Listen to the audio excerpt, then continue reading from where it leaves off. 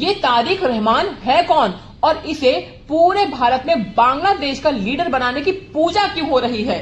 शरीफ हादी और दीपू चंद्र दास की हत्या के बाद अब बांग्लादेश में इतना ज्यादा क्योस बढ़ चुका है, इतना ज्यादा वायलेंस बढ़ चुका है। साथ ही अभी रिसेंटली एक और बॉम्ब ब्लास्ट भी किया गया है, वो भी क्रिसमस के टाइम पर। तो ये सब कुछ जानने के लिए आपको पहले एक बात समझनी होगी कि 1971 में जब भारत ने बांग्लादेश को पाकिस्तान से आजादी दिलवाई थी, तब 1975 तक मुजीबुर रहमान ने सत्ता संभाली, लेकिन उनको भी मार दिया गया। 9 साल तक के बच्चे को छोड़ा नहीं गया, लेकिन कौन बचा? शेख हसीना। आगे चल के आर्मी जनरल जियाउल हक सत्ता संभालते हैं और वहां से जन्म होता है BNP का, यानी बांग्लादेश नेशनल पार्टी का, लेकिन उनकी भी हत्या कर दी जाती है।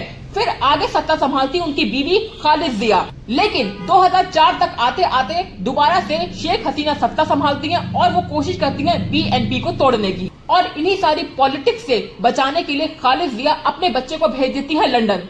और जैसा ठीक फिल्मों में होता है, बच्चा बड़ा होकर बांग्लादेश की सरजमीन पर कदम रखने वाला है, जिसका नाम है तारिक रहमान।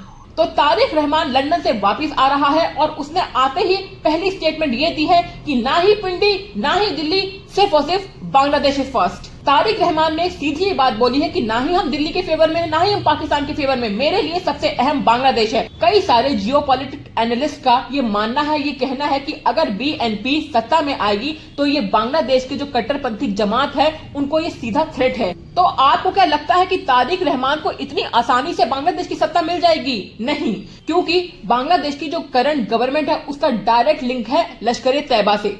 तो हो सकता है तारिक को मारने की कोशिश की जाए, लेकिन आप सोच रहे होंगे अरे आर्मी है, पुलिस है, बचा लेगी।